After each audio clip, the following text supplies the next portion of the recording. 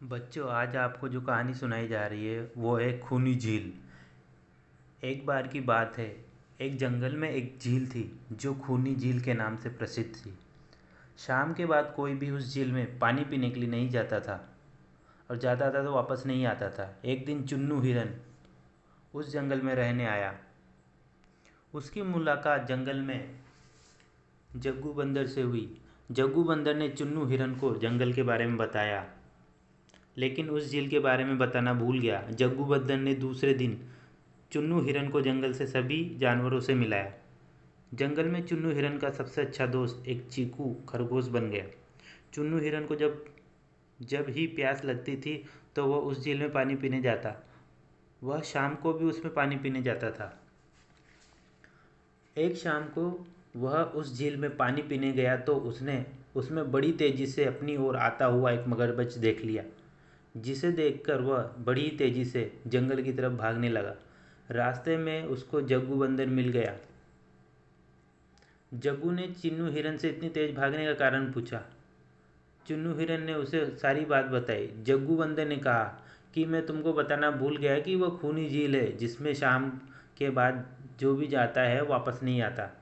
लेकिन उस झील में मगरमच्छ क्या कर रहा है उससे तो हमने कभी नहीं देखा। इसका मतलब वह मगरमच्छ ही सब जानवरों को खाता है जो भी शाम के बाद उस झील में पानी पीने जाता है। अगले दिन जग्गू बंदर जंगल के सभी जानवरों को लेकर ले जाकर उस झील में गया। मगरमच्छ सभी जानवरों को आता देख छुप गया, लेकिन मगरमच्छ की पीठ अभी भी पानी से ऊपर दिखाई दे रही थी।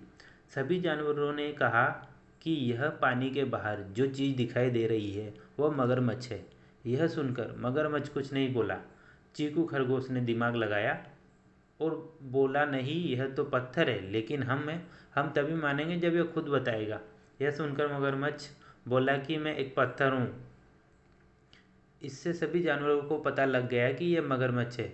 चीकू खरगोश ने मगरमच्छ को कहा कि तुम इतना भी नहीं जानते कि पत्थर बोलते नहीं। इसके बाद सभी जानवरों ने मिलकर उस मगरमच्छ को उस झील से भगा दिया, और सभी जंगल में खुशी खुशी रहने लगे और उस झील का पानी पीने लगे। तो इस कहानी से क्या शिक्षा मिलती है? मोरल ऑफ द स्टोरी क्या है? इस कहानी से हमें यह सीख मिलती है कि यदि हम किसी भी मुसीबत का सामना बिना घबराए मिलकर करते हैं तो उससे छुटकारा पा सकते हैं। अगली कहानी खजाने की खोज है। एक गांव में एक रामलाल नाम का एक किसान अपनी पत्नी और 4 लड़कों के साथ रहता था।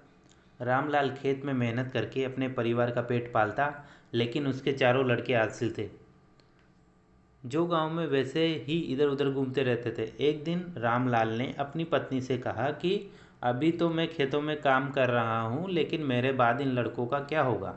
इन्होंने तो कभी मेहनत भी नहीं करी, ये तो कभी खेत भी नहीं गए। रामलाल की पत्नी ने कहा कि धीरे धीरे ये भी काम करने लगेंगे। समय बीतता गया और रामलाल के लड़के कोई काम नहीं करते। एक बार रामलाल बहुत बीमार पड़ गया। वो काफ़ी दिनों तक बीमार ही रहा। उसने अपनी पत्नी उसने अपनी पत्नी को कहा कि वह चारों लड़कों को बुला कर लाए। उसकी पत्नी चारों लड़कों को बुलाकर लाई। रामलाल ने कहा, लगता है कि अब मैं ज़्यादा दिनों तक जिंदा नहीं रहूँगा। रामलाल को चिंता थी कि उसके जाने के बाद उसके बेटों का क्या होगा, इसलिए उसने कहा कि बेटा, मैंने अपने जीवन में जो भी कुछ कमाया है वह खजाना अपने खेतों के नीचे दबा दिया। मेरे बाद तुम उसमें से खजाना निकाल कर आपस में बांट लेना। यह सुनकर चारों लड़के खुश हो गए। कुछ समय बाद रामलाल की मृत्यु हो गई। रामलाल की मृत्यु के कुछ दिनों बाद उसके लड़के खेत में दबा खजाना निकालने गए। उन्होंने सुबह से लेकर शाम तक सारा खेत खोद दिया, लेकिन उनको खजाना नजर नहीं आया। लड़के घर आकर अपनी माँ से बोले, माँ, पिताजी ने हमसे झूठ बोला, उस खेत में हमें कोई खजाना नहीं मिला। उसकी माँ ने बताया कि तुम्हारे पिताजी ने जीवन में यही घर और खेत ही कमाया, लेकिन अब तुम खेत खोद ही दिया तो उसमें बीज बो दो। इसके बाद लड़कों ने बीज बोए और माँ के कहने अनुसार उसमें पानी देते गए। कुछ समय बाद फसल पक गई, तैयार हो गई, जिसको बेचकर लड़कों को अच्छा मुनाफा हुआ, जिसे लेकर वो अपनी माँ के पास पहुँचे। माँ ने कहा, तुम्हारी मेहनत ही असली खजाना, यही तुम्हारे पिताजी को तुमको समझाना चाहते थे। तो इस कहानी से हमें सीख मिलती है कि हमें आलस्य को त्याग कर मेहनत करनी चाहिए। मेहनत ही इंसान की असली दौलत है।